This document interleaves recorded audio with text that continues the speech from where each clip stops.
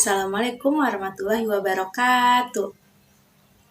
Selamat pagi anak-anak hebat kelas 4. Gimana kabarnya hari ini? Alhamdulillah semuanya dalam keadaan baik dan dalam keadaan sehat selalu ya.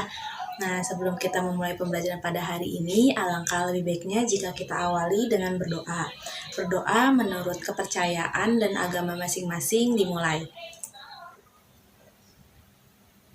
Berdoa selesai. Amin. Semoga materi yang dipelajari pada hari ini dapat kita terapkan dalam kehidupan sehari-hari dan juga bermanfaat bagi diri kita sendiri, serta bagi orang lain. Sebelum melakukan pembelajaran, Ibu akan mengabsen terlebih dahulu ya yang hadir pada hari ini. Nofri, ya masuk ya Nofri. Abia, wah Abia juga masuk. Mas Puroh, iya masuk. Terus Zuhdi, iya alhamdulillah murid-murid Ibu pada hadir semua ya.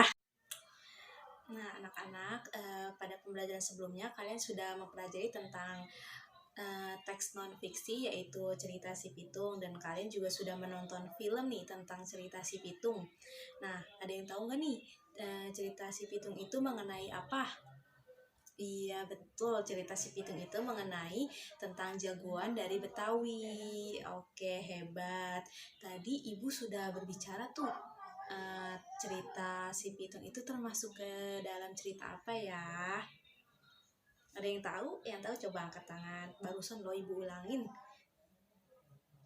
Iya betul, si Pitung itu cerita yang termasuk ke dalam teks non-fiksi. Wah hebat.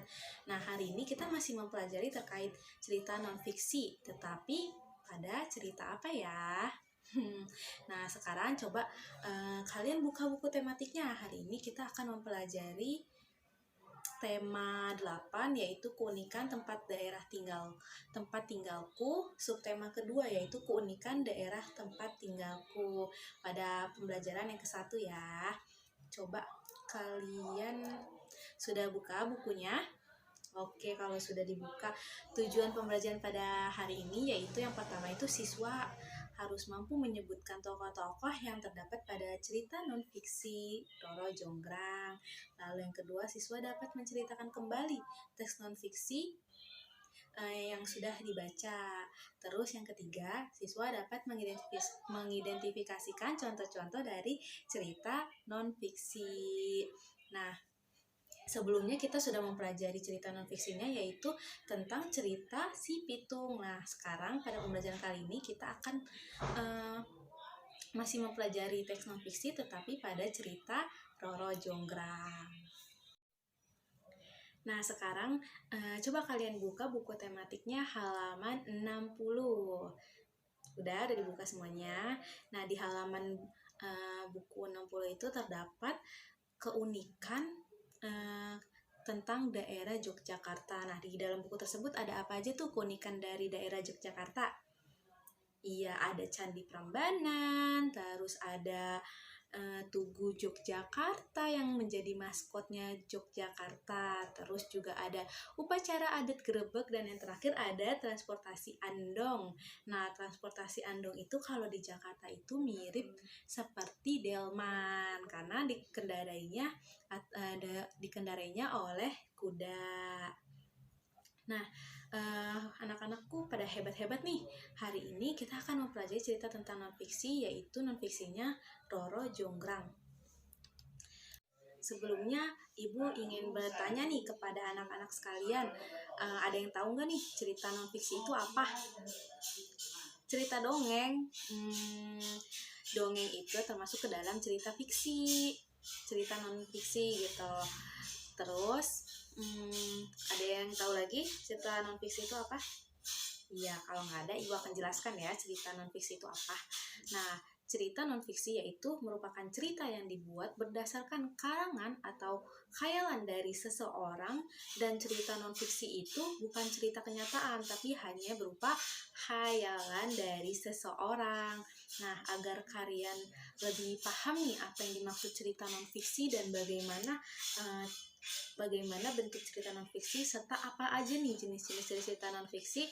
Nah, kalian coba simak ya video yang akan Ibu tayangkan.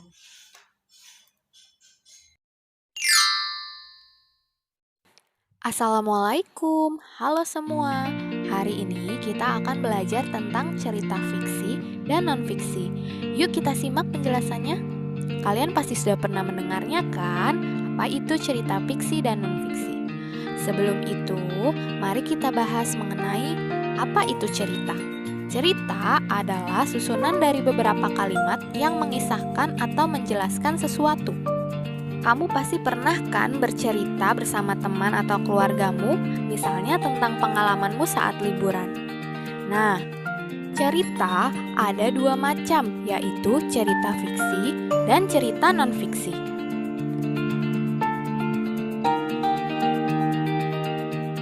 Cerita fiksi adalah cerita yang isinya berdasarkan imajinasi atau hayalan pengarang. Dalam pembuatan cerita fiksi tidak membutuhkan pengamatan dalam kehidupan nyata. Ceritanya berasal dari hayalan atau imajinasi penulis. Contoh cerita fiksi yaitu cerita fabel atau cerita tentang hewan seperti si kancil dan buaya, bangau putih, dan lain-lain. Lalu ada juga cerita fiksi yang tokohnya bukan hewan, seperti Putri Salju, Timun Mas, dan masih banyak lagi. Jenis cerita yang kedua yaitu cerita non-fiksi. Cerita non-fiksi adalah cerita yang isinya berdasarkan kejadian nyata. Cerita non-fiksi bersifat informatif atau mengandung informasi. Dalam pembuatannya, biasanya cerita non-fiksi membutuhkan pengamatan dan data agar isinya dapat dipertanggungjawabkan. Contoh cerita non-fiksi yaitu cerita tentang kisah hidup seseorang, seperti buku Rudi yang berisi perjalanan hidup Bapak B.J. Habibie. Selain itu, ada juga cerita tentang sejarah dan buku pelajaran. Setelah mendengarkan penjelasan tadi, kalian sudah bisa membedakan belum ya antara cerita fiksi dan cerita non-fiksi? Kira-kira apa perbedaannya ya? Pertama, cerita fiksi merupakan cerita buatan manusia yang idenya berasal dari imajinasi penulis, sedangkan cerita non-fiksi berdasarkan data-data yang ada di kehidupan nyata. Perbedaan yang kedua yaitu cerita fiksi bersifat imajinatif atau hayalan.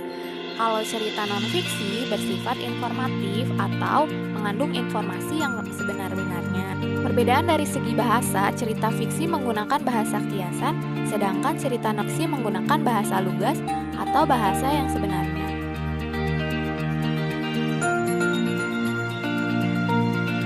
Terima kasih ya sudah menyimak video ini. Semoga bermanfaat. Jangan lupa subscribe dan bunyikan lonceng. Gimana nih video yang sudah Ibu tayangkan tadi? Nah, semoga video yang Ibu tayangkan tadi kalian dapat memahami apa yang dimaksud dengan cerita non-fiksi, bagaimana jenisnya, dan apa saja bentuk-bentuk dari cerita non-fiksi itu. Nah, coba sekarang kalian buka nih bukunya halaman 62. Udah dibuka. Nah, di halaman 62 itu terdapat sebuah cerita tentang Roro Jonggrang. Roro Jonggrang ini merupakan cerita tentang asal muasal Candi Prambanan. Nah, coba kalian baca terlebih dahulu cerita tentang Roro Jonggrang ya. Gimana? Sudah dibaca belum cerita tentang Roro Jonggrangnya? Sudah, oke. Tadi kan Ibu menayangkan video terkait jenis-jenis cerita non-fiksi nih. Nah, berdasarkan video yang kalian simak tadi, Roro Jonggrang itu termasuk cerita non-fiksi jenis apa? Ada yang tahu? Iya, betul. Roro Jonggrang itu sejenis cerita non-fiksi mite. Karena di cerita Roro Jonggrang itu merupakan menceritakan tentang pasukan jin yang membuat candi. Nah, jin itu kan termasuk setan ya. Betul, jadi termasuk ke dalam mite. Mite itu termasuk salah satu jenis dari cerita non-fiksi. Nah, sekarang Ibu mau bertanya nih kepada kalian. Tadi kan kalian sudah hebat nih menentukan jenis dari cerita non-fiksi Roro Jonggrang itu. Nah, sekarang Ibu mau bertanya, di dalam cerita Roro Jonggrang yang kalian baca tadi, ada siapa aja nih tokohnya? Ada yang bisa nyebutin? Iya, Nofri apa? Oke, betul. Di dalam cerita Roro Jonggrang itu terdapat tokoh Roro Jonggrang, Bandung Bondowoso, terus Bu Sumi, dan pasukan jin. Nah, kalian kan tadi sudah menyebutkan nih tentang tokoh-tokoh yang terdapat pada cerita Roro Jonggrang. Nah, sekarang Ibu mau meminta kalian, ada yang mau berani maju nggak menceritakan kembali tentang cerita Roro Jonggrang yang telah kalian baca? Ayo, ada yang berani? Yang berani silakan maju ke depan. Iya, Mas Puro. Wah, Mas Puro, tepuk tangan dulu buat Mas Puro yang sudah berani maju ke depan kelas. Ya, silakan Mas Puro ceritakan kembali apa yang sudah Mas Puro baca tadi. Wah, hebat ya Mas Puro ya. Oke, tepuk tangan sekali lagi buat Mas Puro. Sekarang ada yang berani nyoba lagi nggak selain Mas Puro? Wah, Abia. Iya, silakan Abia maju ke depan kelas. Tepuk tangan dulu buat Abia. Iya, Abia. Wah, hebat nih, Abia juga menceritakan kembalinya dengan hebat. Tepuk tangan buat Mas Puro dan juga Abia yang sudah berani maju. Nah, sekarang Ibu mau bertanya nih kepada kalian. Setelah membaca cerita tentang Roro Jonggrang, ada yang tahu nggak nih amanat apa yang terkandung dalam cerita Roro Jonggrang tersebut? Ayo, ada yang tahu? Wah, nggak pada tahu ya. Oke deh, Ibu akan jelaskan nih. Amanah cerita dari Roro Jonggrang yaitu kita harus mentaati dan menepati janji yang sudah kita janjikan kepada orang lain atau kepada seseorang dan tidak berbuat curang serta mengingkari janji. Jadi jika kita sudah berjanji harus ditepati dan tidak boleh berbuat curang agar janji tersebut tidak terpenuhi gitu seperti yang Roro Jonggrang lakukan. Karena ketika kita berbuat curang, maka kita sendiri yang menerima akibatnya, yaitu seperti dalam cerita Roro Jonggrang, karena Roro Jonggrangnya berbuat curang, maka dia dikutuk oleh Bandung Bondowoso untuk melengkapi candinya yang ke-1000. Seperti itu. Nah, seperti itu amanat yang terkandung dalam cerita Roro Jonggrang. Nah, sekarang Ibu mau bertanya nih kepada kalian. Pada pembelajaran hari ini, kalian paling suka apa tuh? Ayo, ada yang berani mengutarakan pendapatnya? Iya, silakan Zuhdi. Wah, Zuhdi paling suka saat membaca cerita Roro Jonggrang. Wah, kenapa nih kok bisa suka saat membaca cerita? Jadi cerita Roro Jonggrang itu seru ya. Zuhdi, hobinya apa? Wah, pantesan jadi suka cerita Roro Jonggrang. Ternyata hobinya Zuhdi itu membaca. Semoga hobi Zuhdi ini bisa terus Zuhdi lakukan ketika di waktu-waktu senggang ya. Jadi dengan membaca kita membuka jendela dunia. Nah, semoga pembelajaran yang kita lakukan pada hari ini dapat kita serap ilmunya dan bermanfaat bagi kita dan juga bagi orang lain ya. Sebelum kita tutup pembelajaran pada pagi hari ini, ada yang ingin bertanya terkait pembelajaran?